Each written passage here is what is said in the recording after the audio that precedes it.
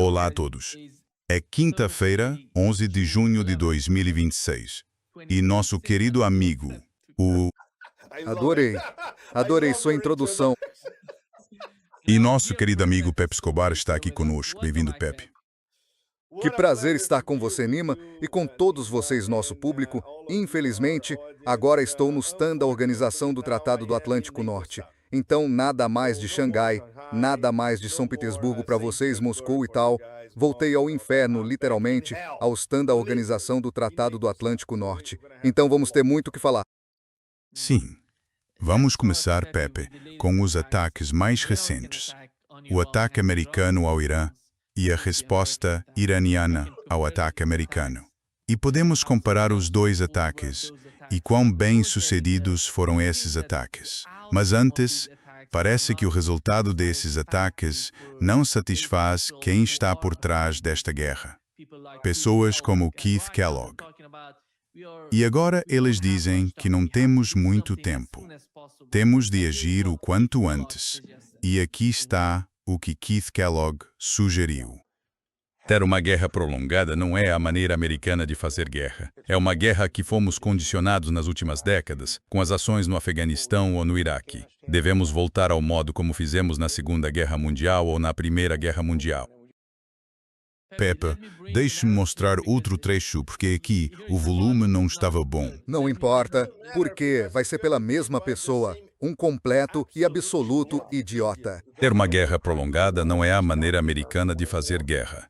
É uma guerra a que fomos condicionados nas últimas décadas, com as ações no Afeganistão ou no Iraque. Devemos voltar ao modo como agimos na Segunda Guerra Mundial ou na Primeira Guerra Mundial. Acabar com o trabalho, guerra total, aniquilar rolos e dizer: quando quiserem negociar conosco, tem nosso número, mas até lá, acabou. Porque agora estamos jogando o jogo deles, não o nosso. Vamos jogar nosso jogo e forçá-los a vir até nós. Basicamente, acho que ela está falando do uso de armas nucleares. Sim, com certeza. E, aliás, tenho certeza de que muitos de vocês, nosso público, sabem que Keith Kellogg é um imbecil sem noção e sem nenhuma experiência de guerra. E, aliás, ele fracassou no Afeganistão e no Iraque. Então, sabe, cale a porra da boca. Mas veja, isso se encaixa no que aconteceu nos últimos dias, Nima. Na semana passada, houve uma réstia de esperança de que os americanos começariam a ouvir, ao menos, os esforços de mediação dos paquistaneses, a proposta apresentada pelo Irã, e ao menos chegaríamos a algum tipo de entendimento diplomático pela combinação Marcasta-Lagutier. Mas isso durou apenas alguns dias. E esta semana, tudo desandou completamente. E agora, voltamos à etapa 2 desta guerra. Agora é guerra em tempo integral, fase 2. E o que esse idiota absoluto Kellogg disse foi: reflete o que há na mente do babuíno da barbárie. Ele acha que pode desencadear fúria total, mega fúria, fúria 2.0 ou o que seja, e o Irã vai se render. E basicamente aceitar seu dictate, não o que está sendo discutido e mediado pelos paquistaneses. Mas sua imposição, que seria essencialmente uma capitulação do Irã. E ele acha que pode conseguir isso com bombardeios sem parar todas as noites. É onde estamos agora. Tudo mudou da semana passada para esta. Temos acompanhado a história muito de perto e, bem, posso começar a falar sobre isso agora ou talvez mais tarde na nossa conversa. Isso tem a ver com o nosso novo canal no YouTube, onde, na semana passada, divulgamos consecutivamente 2 exclusivas mundiais com informações exclusivas da mesa dos mediadores paquistaneses. E isso foi muito promissor. O primeiro foi muito complicado. Os Estados Unidos ficaram furiosos, porque isso não deveria ter sido vazado. Foi uma ligação do presidente Pezeshkian para o primeiro-ministro paquistanês Shahbaz Sharif, na qual ele expôs a nova European Union, a nova configuração das negociações, segundo o Irã. Era basicamente que estavam perdendo a paciência com os Estados Unidos, adiando e mudando o que vinha sendo acordado pelos mediadores à mesa. No dia seguinte, ou 2 dias depois, os Estados Unidos mudavam tudo. Então, basicamente, Pezeshkian disse a Sharif, foi uma ligação no início da semana passada. Ele disse, nada mais de discussões nucleares. Porque, afinal, é isso que os iranianos vêm dizendo há semanas. Primeiro, vocês acabam com todas as guerras contra o Irã, contra o eixo da resistência. Segundo, discutimos o Estreito de Hormuz. E a terceira etapa é discutir o dossiê nuclear. Segundo, Pezeshkian pode dizer a Sharif mais uma vez, não haverá discussões que levem ao que poderia ser um novo plano de ação conjunto abrangente. Não se trata de uma nova ordem. É o procedimento. Temos que seguir a ordem do procedimento. E terceiro, isso deixou os Estados Unidos completamente enfurecidos, porque essa informação acabou nas mãos de Marco Rubio em Washington. Pezeshkian basicamente disse a Sharif que se os Estados Unidos continuarem a ultrapassar limites e a impor suas próprias linhas vermelhas sem nos consultar, afinal, isto é um esforço de mediação e, teoricamente, uma conversa diplomática, podemos considerar a ideia de testar um dispositivo nuclear em solo iraniano como forma de afirmar nossa capacidade de dissuasão. Muito importante, Nima. E European Union escrevi sobre isso em todos os podcasts que participei nos últimos dias. A mesma coisa. É isso que Pezeshkian disse a Sharif. E é verdade, porque não foi negado pelos mais altos níveis do governo iraniano, embora eles não gostassem que isso tivesse sido vazado. Na verdade, foi vazado para o nosso contacto no Paquistão. E então ele nos contou.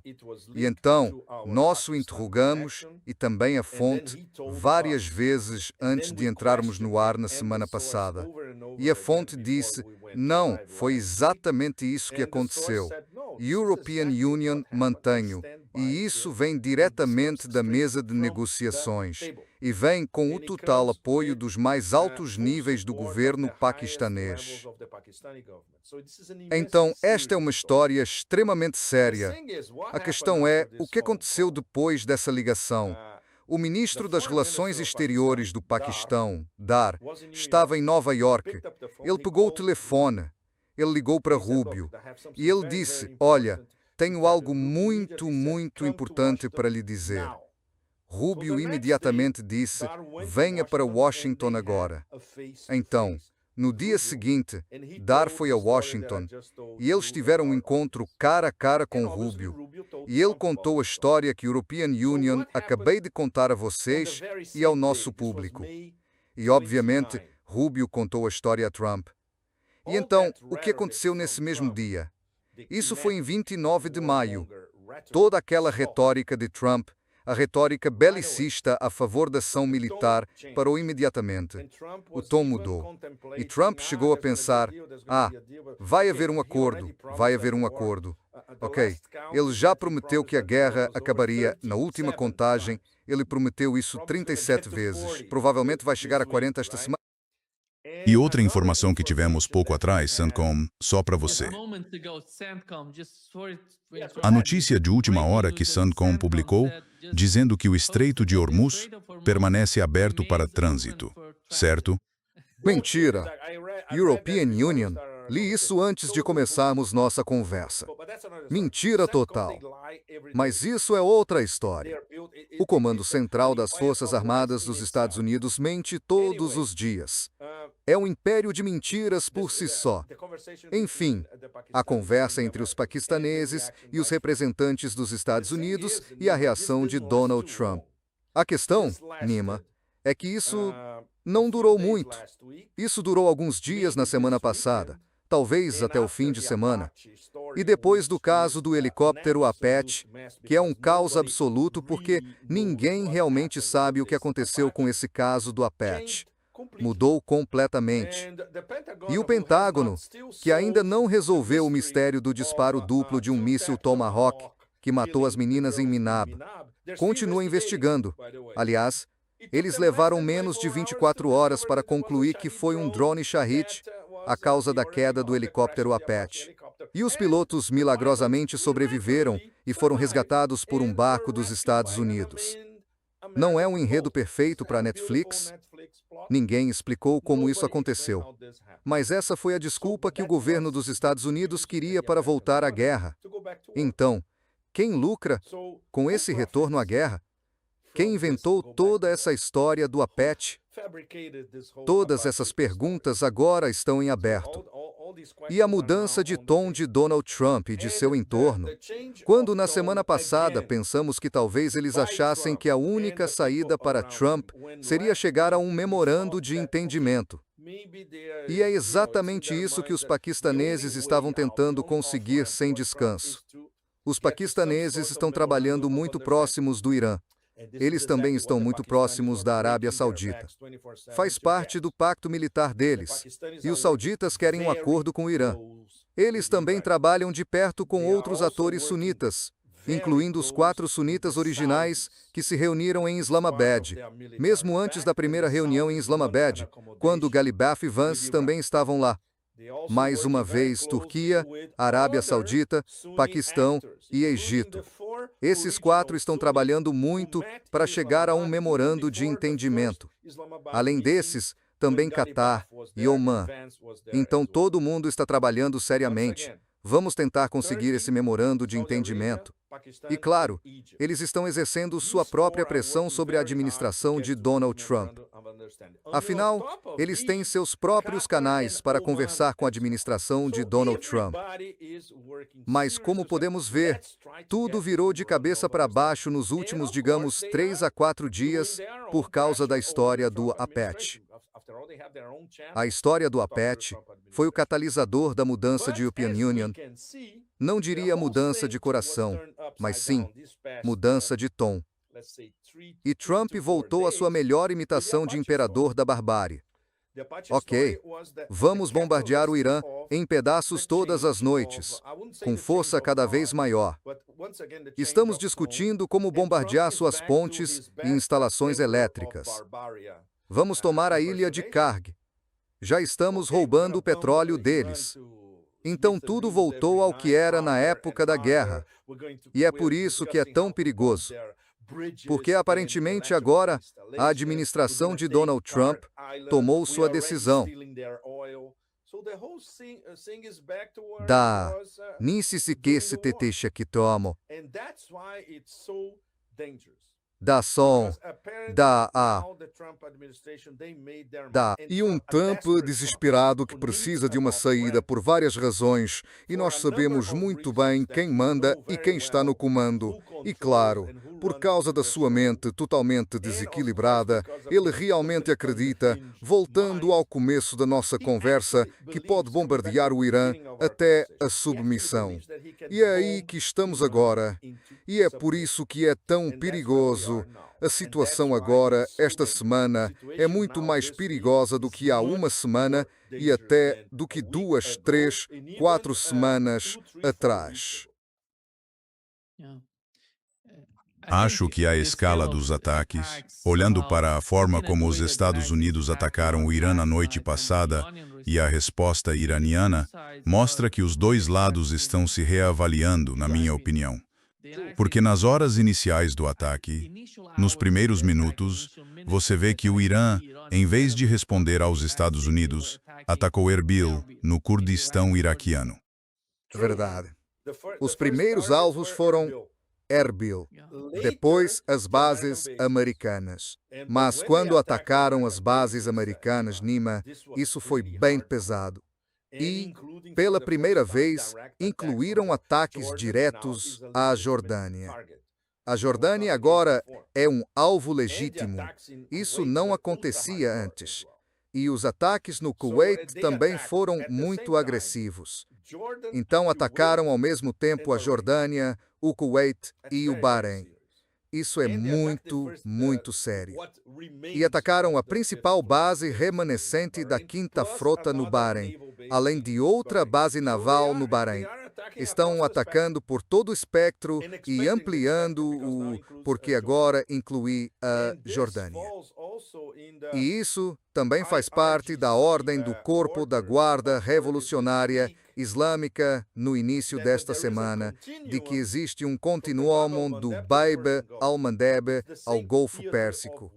É o mesmo teatro de guerra, o que significa que os Houthis estão a progredir.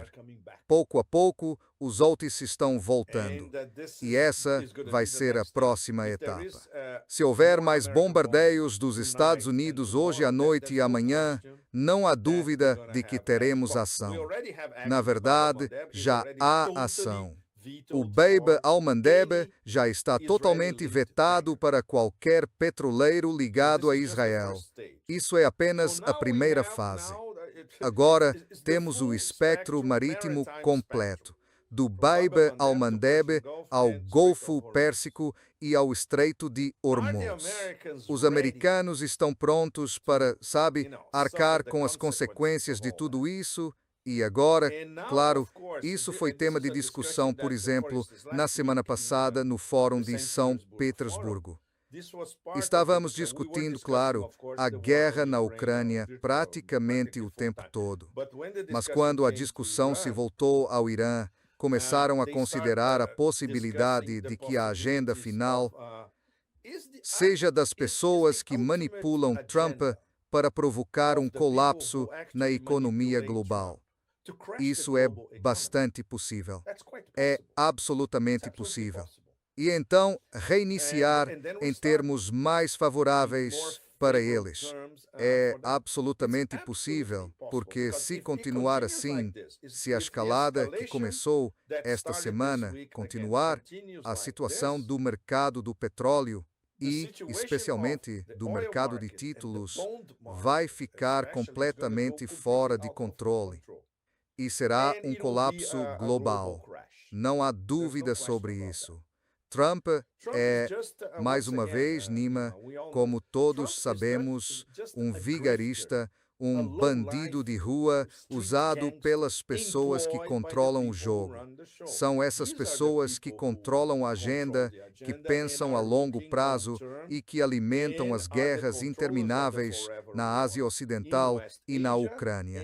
E, ao mesmo tempo, vemos que esses dois contextos interconectados estão ambos numa escalada. A guerra contra a Rússia, pela organização do Tratado do Atlântico Norte, especialmente pelo Serviço de Inteligência Britânico, está a subir e não há limites agora. Na OAS há ataques contra a Crimeia praticamente todos os dias no Mar Negro, sobre os Urais por toda parte, enxames de drones por todo lado, enxames de drones contra Moscou. Por exemplo, no dia em que deixei Moscou, meu voo para Istambul, no meio da noite, foi atrasado por 2 horas. Por quê? Porque houve uma ameaça de um enxame de drones sobre o aeroporto de Vnukovo, em Moscou. E isso é algo que está a acontecer todos os dias agora. Virou normal. E as pessoas estão ficando realmente irritadas. Os russos estão começando a ficar muito zangados com tudo isso. Então, obviamente, o ministro da Defesa vai ter de responder a isso. Portanto, escalada na Ucrânia, escalada agora na Ásia Ocidental, e tudo está interconectado e fica mais perigoso a cada dia. Quando víamos isso há apenas alguns dias, talvez houvesse possibilidades de acomodação. Os russos sabem que a probabilidade de qualquer conversa diplomática significativa com os europeus é praticamente nula. E eles estão a agir e a planear em conformidade. Do ponto de vista iraniano, até, digamos, 2 ou 3 dias atrás, eles ainda acreditavam que seria possível chegar a algum entendimento diplomático com os Estados Unidos. Os mediadores paquistaneses são muito importantes. European Union não diria que perderam força. mas trabalharam tanto para estabelecer essas conexões, fazer a ponte entre os Estados Unidos e o Irã, angariar apoio de todos, sauditas, qatarianos, omanitas, turcos, todo mundo. E agora estamos de novo no meio da guerra. Então eles trabalharam feito loucos por nada. Então, obviamente, eles começam a repensar e perguntam: vocês realmente querem que a gente medie? Mediar o quê? Vocês nem nos ouvem mais. Vocês estão bombardeando o Irã de novo. Que mediação dá para fazer no meio disso? É impossível. Não, ontem, enquanto os Estados Unidos decidiram atacar o Irã, nós tínhamos a delegação do Catar no Irã conversando com os iranianos. Certo, e eles estavam lá. Hoje de manhã eles... Exato. Enquanto os Estados Unidos atacavam o Irã, eles estavam lá. Achei que eles tinham saído do Irã antes disso. Não, eles estavam no Irã. Tipo, eles estavam em Teherã. Com certeza. Então, mais uma vez, não há limites para a demência, literalmente, do imperador da barbárie, do seu secretário das guerras eternas, um palhaço muito perigoso, e as pessoas que ele ouve, que são o quê? 4 ou 5 pessoas, no máximo, e pessoas sensatas com bom juízo. Esquece, ele nem tenta ouvi-las. E fica cada vez mais perigoso, Nima. Porque, claro, ele não é um estrategista. A única coisa que ele enxerga é o atoleiro em que se meteu e do qual não consegue sair. Por isso ele começou a cogitar essas ideias. Ok, European Union, vou bombardeá-los até à morte e eles vão vir até mim implorar por... A última mentira, que foi acho ontem à noite, é que autoridades iranianas agora me ligam diretamente implorando para a European Union parar de bombardear o Irã. Até uma criança de 2 anos sabe que isso é besteira. E ele vende isso como se fosse um fato, sabe? Por isso é tão perigoso. Ele está completamente fora da realidade. E não há ninguém com juízo no círculo dele. Conseguem só 5 minutos, Senhor Presidente. Esta é a situação real. Isto é o que os iranianos estão fazendo. Isto é o que os iranianos anunciam que vão fazer se vocês reiniciarem a guerra contra eles. Ninguém. E como ele controla o ciclo de notícias por todo o planeta, ele abre a boca. Ele vocifera onde quiser. Isso se espalha pelo mundo e passa por verdade. Quando viram uma montanha de mentiras dia após dia, muito, muito perigoso, é uma realidade alternativa total, extremamente perigosa. European Union realmente acredita que o Irã tem vantagem? Dominância na escalada.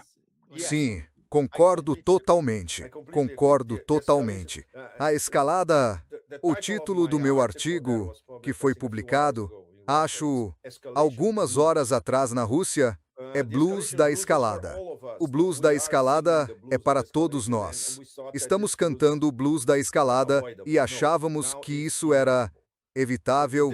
Não. Agora é inevitável. Mas a diferença é que a própria escalada está sendo controlada pelo Irã. Não está sendo controlada pelos Estados Unidos. E o Irã nem começou a escalar de verdade as suas respostas. Por isso, os Estados Unidos ainda não viram até onde o Irã pode chegar. Ah, é? Então vocês planejam destruir nossa infraestrutura civil de novo? Só esperem. Porque se forem atrás de infraestruturas civis, lembrem, eles atingiram 2 reservatórios de água. 2 reservatórios na ilha de Zurique, que são o abastecimento de água da ilha. Você tem? Sim, mas o Irã não escalou isso. O Irã não respondeu da mesma forma. Eles continuam focando nas bases dos Estados Unidos, nos pontos estratégicos desses países quando atacam. Mencionaram o Corpo de Guardiões da Revolução Islâmica disse que 12 mísseis balísticos foram usados para atacar essa grande base aérea na Jordânia, como você mencionou.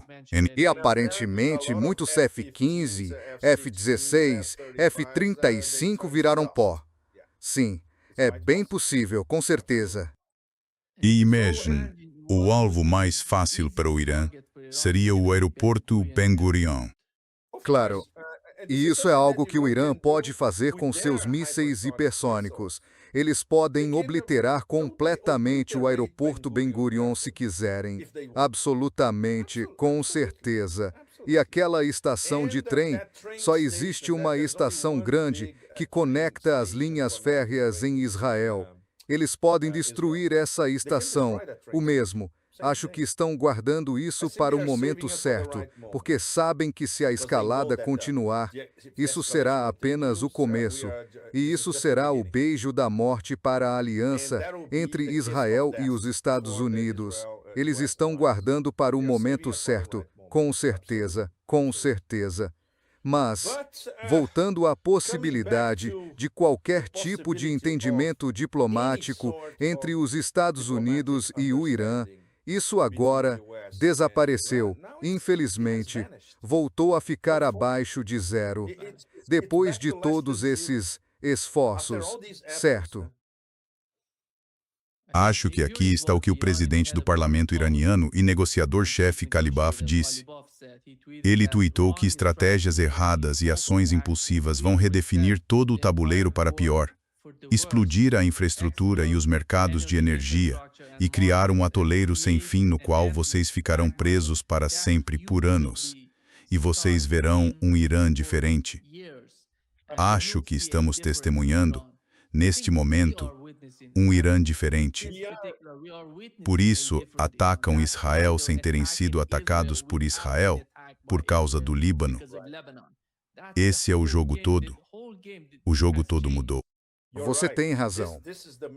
Isso é a grande virada e a prova de que se trata de um processo do eixo da resistência.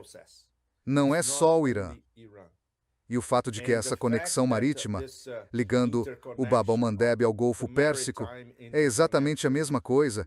É um eixo de resistência unificado que vai enfrentar os Estados Unidos e Israel a partir de agora. Não há divisão. Claro, internamente pode haver alguma divisão de tarefas. Quem vai atacar o quê e como? O conceito geral de resistência unificada agora está em prática. Foi posto em prática. E, mais uma vez, talvez tenham acelerado esse processo por causa do belicismo dos Estados Unidos e de Israel. Obviamente, eles sabem que isso é inevitável. Mas tudo isso, de novo, é o caminho que nos conduz a todos. É o caminho mais perigoso possível. E especialmente quando você tem um presidente dos Estados Unidos descontrolado considerando todo tipo de absurdo, inclusive insinuações de um ataque nuclear. Ele já tentou. Lembra quando ele tentou conseguir os códigos nucleares naquela reunião famosa, no encontro com o CENTCOM? Uau! Não poderia estar pior do que já está. E como mudou rápido? Enfim, voltando ao que estávamos tentando fazer, Nima, Larry e European Union, ainda acreditamos que devemos tentar apoiar esforços de diplomacia e mediação. Então, nossa ideia com este canal que foi, aliás, pessoalmente cancelado pelo governo dos Estados Unidos. Não posso mencionar nomes. Temos os nomes. Sabemos quem fez isso. Sabemos quem ordenou que o Google bloqueasse este canal. Obviamente não podemos dizer, mas sabemos como isso funciona. E nossos interlocutores sabem de tudo, como funciona. Então criamos um novo canal. Por isso, peço a todos que seguem o Nima e a mim, por favor, acessem o Transition Protocol. É um canal novo no YouTube, bem pequeno. Esta semana já fizemos 3 programas. Larry fez o primeiro na segunda, European Union o segundo na terça, e ontem, quarta, Larry e European Union participamos do mesmo programa. Tem muita informação valiosa, não é muito longo, O programa de ontem tem de 40 a 50 minutos. Você vai encontrar informações pontuais e é inteligência de primeira mão que pouquíssimas pessoas têm. Por isso estamos nesse projeto. Aí está o Transition Protocol, e o que o Nima está mostrando agora são os 3 programas que fizemos esta semana, segunda, terça e ontem, quarta. Então vamos ter que recomeçar do zero. É muito, muito difícil. No primeiro furo que tivemos, conseguimos parte da audiência do Nima. Tivemos 125.000, 130.000.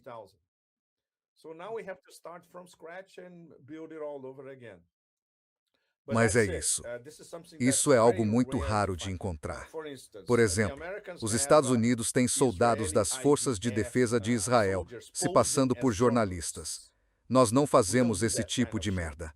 Somos jornalistas de verdade, fornecendo inteligência real de negociadores reais.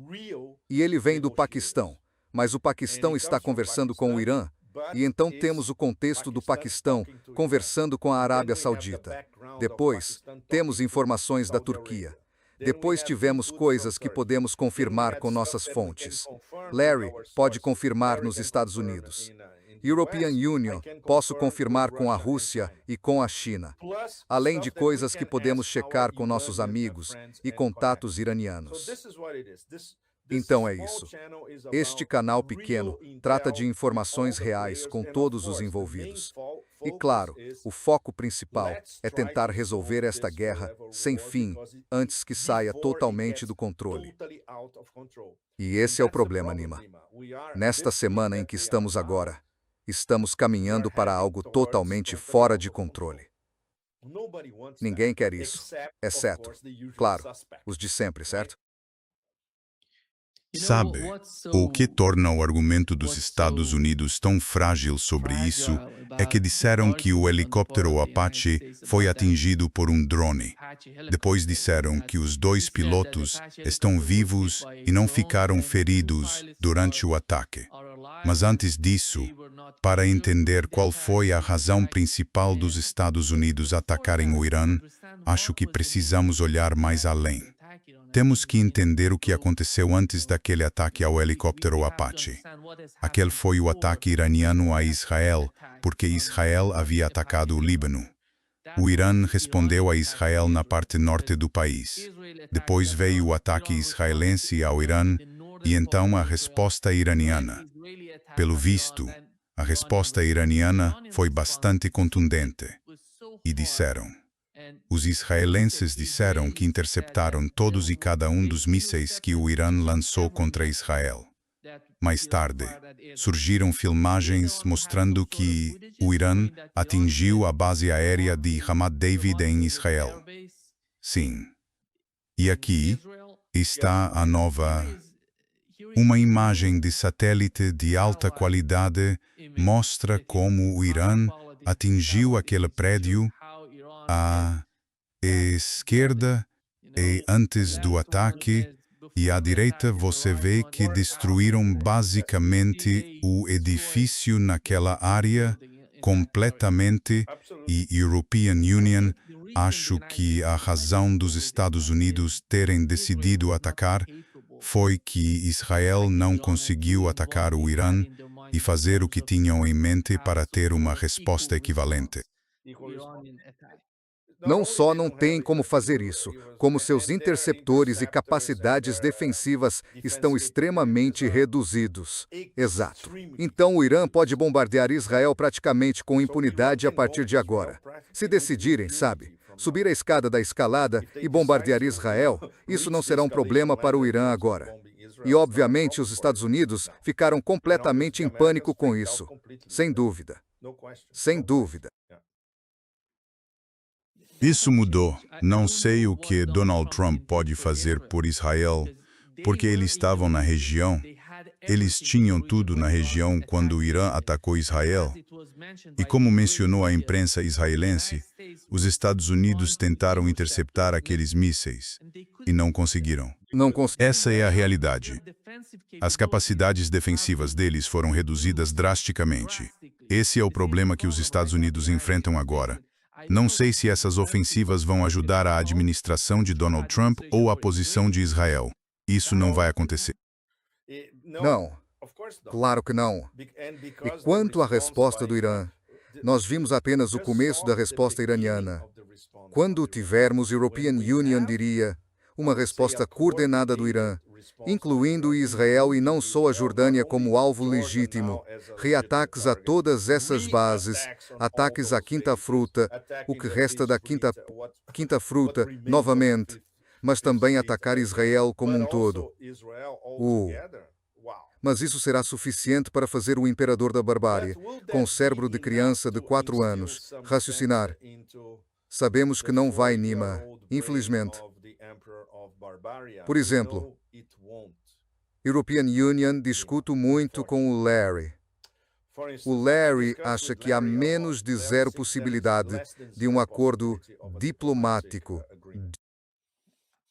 Ele está totalmente certo.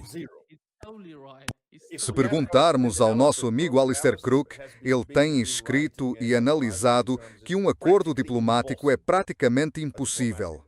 Então, o que resta depois de todos esses esforços dos paquistaneses? Claro, agora recebemos notícias dos mediadores paquistaneses todos os dias. Eles ainda...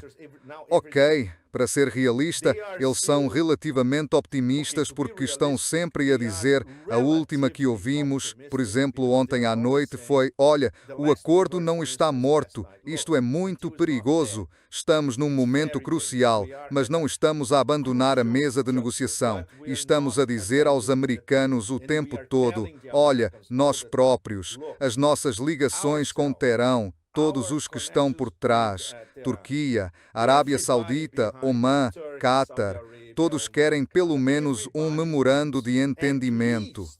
Logo, vocês não podem ir contra toda a gente. E, neste momento, vocês estão a ir contra toda a gente, para não falar nos vossos próprios interesses. Mas tenta explicar isso a... Ok, pode explicar isso talvez aos negociadores americanos. Mas como explicar isso ao Trump, Nima? Sabemos que é impossível. Ninguém consegue. O único que poderia, se pegasse no telefone outra vez, seria o Putin, que é o que ele tentou fazer há umas semanas quando tiveram aquela chamada.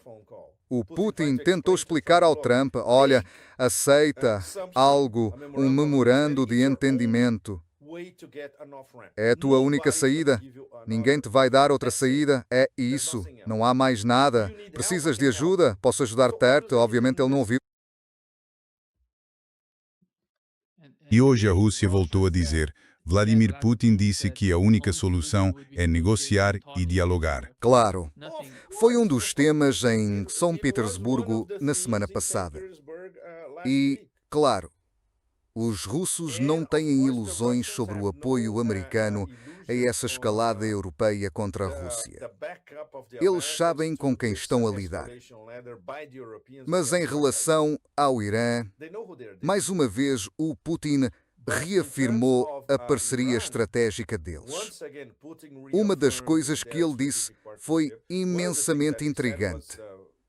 Ele disse, olha, os iranianos não nos pediram nada, o que é verdade.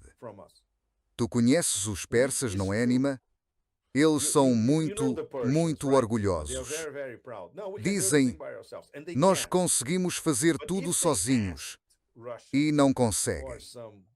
Mas se pedissem aos russos equipamento militar pesado, a Rússia daria sem pestanejar.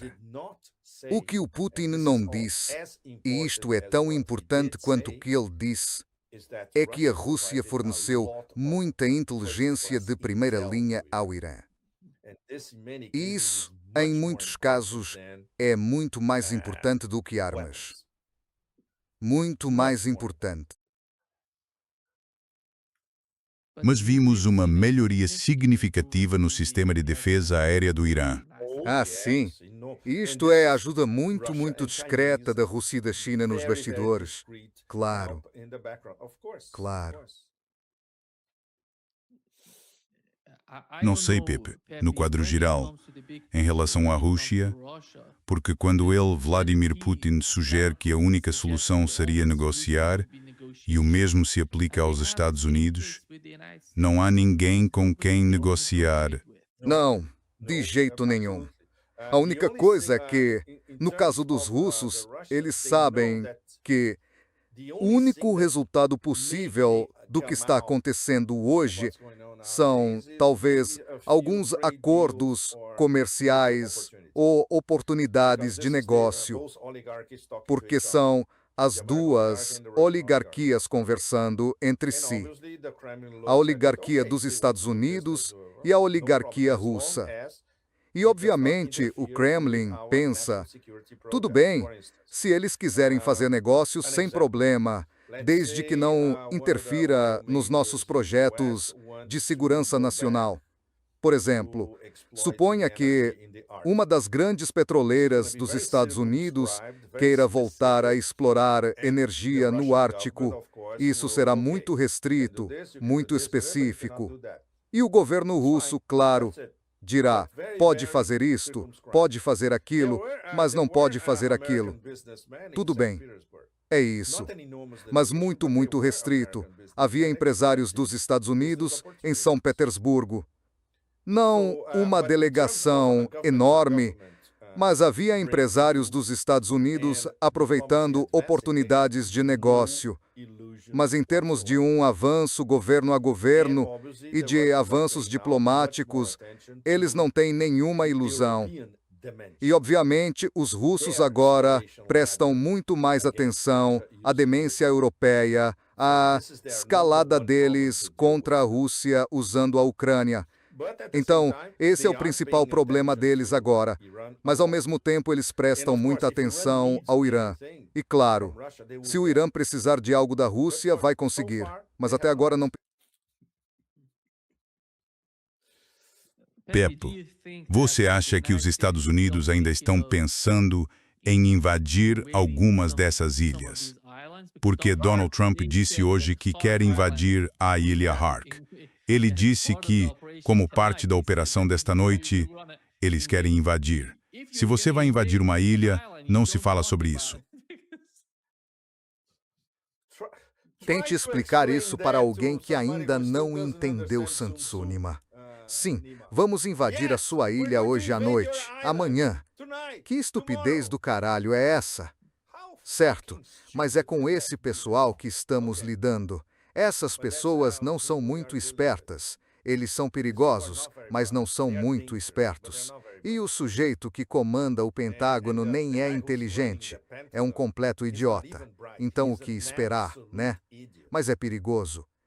Kellogg, esse completo idiota cujo clipe você mostrou no começo da nossa conversa, foi tão estúpido que todo mundo o marginalizou. Os russos disseram, não permitiremos que esse idiota se sente em nenhuma mesa para discutir conosco. Mas é difícil, Nima, é difícil, porque, se você olhar o panorama geral, como essas guerras se cruzam, e o nível de desespero das pessoas que controlam as coisas nos Estados Unidos, que controlam o Trump, e das elites europeias, o desespero deles aumenta dia a dia. Fico extremamente preocupado, porque estamos na beira de entrar em algo muito grave na Ucrânia e contra o Irã, e talvez até simultaneamente. É muito preocupante. Muito preocupante. E mais uma vez, toda vez que achamos que há saídas e que a diplomacia ganhou uma chance, tudo desaba abruptamente, como aconteceu nesses últimos dias. Comparata-se a conteúdos, o metopacita o voar. E também que Estados Unidos voar. Deressa Very worrying. Very worrying.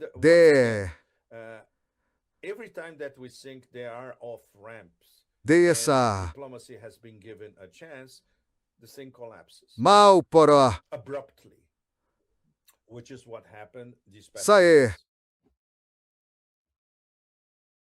Outro problema, Pepe, que envolve Israel e o Líbano, parece que a invasão do Líbano está se tornando uma grande dor de cabeça para Israel. Eles estão levando uma surra do Hezbollah. Ponto final. De novo. Por quê? Porque não fizeram o dever de casa, Neema. Eles podem ter células do Mossad em Beirute, como tem em todo lugar. Eles sabem para onde vai a liderança do Hezbollah. Podem plantar telefones celulares explosivos ou qualquer outra coisa do tipo. Mas eles não entendem a maneira de lutar do Hezbollah e como, no próprio terreno deles, no Líbano, especialmente no sul, são invencíveis. Ponto final. Ainda não sabem disso. Ainda não aprenderam a lição. Por isso estão levando uma surra. Mesmo com o Hezbollah ainda em reconstrução, como vimos no ano passado, quando falei com políticos do Hezbollah, gente bem educada que dizia: olha, isto vai demorar. O segundo e o terceiro escalões da liderança ainda têm algumas coisas a aprender, mas estão aprendendo muito rápido e estão bem preparados. Então, quando voltarmos, voltaremos com força total. Isso foi há um ano, Neema. Agora vemos que voltaram com força total e com essa nova liderança comandando a resistência. É algo que os israelenses não conseguem entender. Começa pela maneira como tratam os árabes em geral como inferiores. Começa por aí. É essa mistura de arrogância com ignorância. Típico de potências hegemônicas autodenominadas. Então nunca vão aprender a lição. É isso. A solução israelense para o Líbano é que eles não vão conseguir derrotar o Hezbollah no sul do Líbano. Então, o que mais podem fazer? Queriam atacar Beirute para arrasar toda a região sul da cidade. Para quê? Isso vai mudar alguma coisa? Não, não vai. Foi nesse momento que o Irã entrou no jogo. Disseram, vocês não podem atacar. Nós vamos fazer o mesmo com a região norte de Israel. Exatamente, porque o Irã viu claramente que o plano era transformar Daei numa nova Gaza. Não, é isso. Isso ultrapassa todos os limites. E isso é muito, muito importante. Eles realmente queriam fazer isso. Eles realmente queriam... E esta é uma população xiita, Neema. Então, sabe, é como se estivessem tentando fazer isso com o Irã. É a mesma coisa. É exatamente a mesma coisa, Zach. E então, ontem vimos 2 vídeos do presidente de Israel e do primeiro-ministro de Israel falando com o povo do Líbano e com o governo, com o presidente do Líbano. E o presidente de Israel disse que viu o seu vídeo na Cable News Network, porque Joseph Ormi deu uma entrevista para Christiane Amanpour. Ele basicamente dizia que o Irã está usando o Hezbollah ou o Líbano como uma moeda de troca nas negociações em curso. Só americanos estúpidos podem acreditar nisso. Mas o que esperar? Cable News Network, o que esperar? Mas o foco principal dos israelenses é outro. O primeiro-ministro diz aos libaneses que somos amigos do povo libanês. Somos amigos do governo libanês. O único problema é o Hezbollah. Estamos em guerra com o Hezbollah. Essa é a mensagem de Benjamin Netanyahu. Pois é. Quem vai àqueles shoppings vistosos ao estilo Hariri em Beirute, perto da Corniche, e sonha com Paris ou Roma, pode acreditar nisso. Mas são uma minoria da população. A grande maioria da população de Beirute sabe que isso é conversa fiada. E a classe trabalhadora, isso é fantástico. Por exemplo, no ano passado, quando estive lá, conversava com a classe trabalhadora de Beirute, sempre que podia, e é unânime, o Hezbollah está nos defendendo. Às vezes não podem dizer isso abertamente, porque o patrão é um idiota ocidentalizado, doutrinado pelos americanos e pelos israelenses. Mas esse é o cerne da questão. E Beirute é uma cidade absolutamente extraordinária. O cerne da classe trabalhadora de Beirute, essa é a verdadeira história. Acho que todo o conceito de guerra na Ásia Ocidental é muito complicado. Com o tempo, imagine que tudo girava em torno do programa nuclear iraniano, mas nada desse programa foi discutido até agora. Exatamente. E o programa nuclear iraniano é um detalhe. E a ordem das discussões estabelecida pelo Irã prova isso. Certo. A última etapa de discutir nossos problemas na guerra, na diplomacia e assim por diante é o dossiê nuclear. Há problemas muito mais importantes para discutir antes disso. É um exemplo perfeito de como isso é um detalhe. E nunca foi um grande problema. Foram os Estados Unidos que transformaram isso em algo grande. O Irã, como qualquer outro país, tem o direito de ter um programa nuclear civil, como qualquer nação na Terra. Os Estados Unidos fizeram disso um grande problema. Não. Eles estão construindo uma arma nuclear. Todos sabiam desde a fátua original de Khomeini até a segunda fátua de Khomeini. Não. Nós não estamos construindo uma arma nuclear porque é anti-islâmico. Estamos investindo no nosso programa nuclear civil. Algo que inspetores imparciais, inspetores de verdade, e não os malditos espiões do Mossad indo ao Irã. Essa foi a conclusão deles o tempo todo. Os Estados Unidos fizeram disso uma questão. Então, quando os Estados Unidos fabricam uma questão, ela se torna... Esse é o problema. Porque se você controla as narrativas, se controla o sistema de divulgação da informação e se controla a linguagem, já que tudo é em inglês, você define a agenda. E esse é o grande desafio para todos nós, em todo o sul global. Temos que desmascarar essas agendas na própria língua deles e usando o sistema deles de divulgação de notícias. E, claro, ridicularizá-los, o que é muito mais interessante. Podemos desmascará-los, mas o verdadeiro prazer é ridicularizá-los e mostrar ao sul global como eles são absolutamente estúpidos e medíocres. E perigosos, sempre, é claro. Mas sabe, despi-los no meio da praça pública. Eles estão nus no meio da praça pública. E a praça pública é o planeta inteiro. A propósito, isso está sendo alcançado bem antes do início da Copa do Mundo, Nima.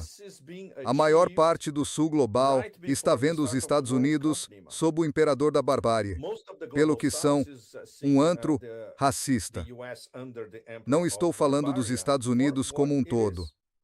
Os Estados Unidos têm pessoas absolutamente extraordinárias e aspectos culturais notáveis. European Union vive nos Estados Unidos. Amei os Estados Unidos desde que era criança. European Union, entendo muito bem o país. Conheço os Estados Unidos melhor do que o país onde nasci. Mas estou falando sobre as posições de poder e os sistemas de poder e a configuração particular desta administração, que é uma das coisas mais desprezíveis da história da política moderna. Essas são as pessoas que estão à frente dos Estados Unidos e estão tentando transformar o país num buraco racista.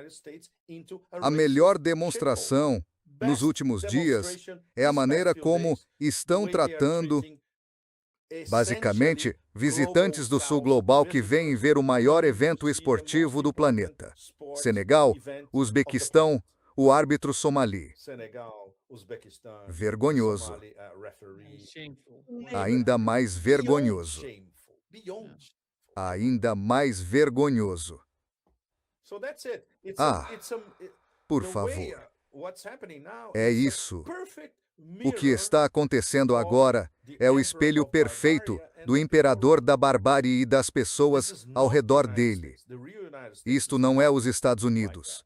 Os Estados Unidos, de verdade, não são assim. Sabe, as pessoas maravilhosas que você encontra quando vai para o meio Meio Ouse, para o profundo sul, para as Florida Keys, para a Califórnia, para o Novo México, para o Arizona, elas não são assim. Mas elas são reféns dessas pessoas, desses vigaristas, gangsters, pervertidos, aproveitadores, extremamente perigosos, todos eles, começando pelo novo Epstein, Kushner. Este é o mais repulsivo de todos. É isso. Eles estão destruindo a imagem dos Estados Unidos. E estão destruindo o poder de influência dos Estados Unidos. Sabe?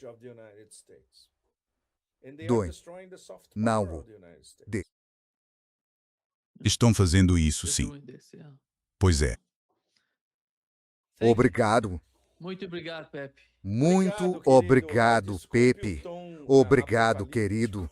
Desculpe o tom apocalíptico e sombrio. É assim mesmo. É assim mesmo. Você não está inventando isso. Darkena. Ser um verso lindo do Dylan. A escuridão nasce ao romper do meio do lu. É um dos versos mais bonitos do Dylan. É onde estamos agora. A escuridão se instala ao meio do lu dia todos os dias, dia após dia, e olhamos ao redor e está escuro. E há muita gente tentando encontrar um lampejo de luz aqui e ali. Mas por enquanto está muito, muito difícil. Exato. Sim, Obrigado, Pepe. obrigado. Um enorme abraço. Obrigado a todos vocês, nosso público. Vocês estão todos aí. Continuem lutando. Está ficando cada vez mais pesado, mas é isso. Se vamos pela estrada para o inferno, ao menos vamos dançar. A luta continua. A luta continua. Saúde. Obrigado. Tchau. Bye-bye.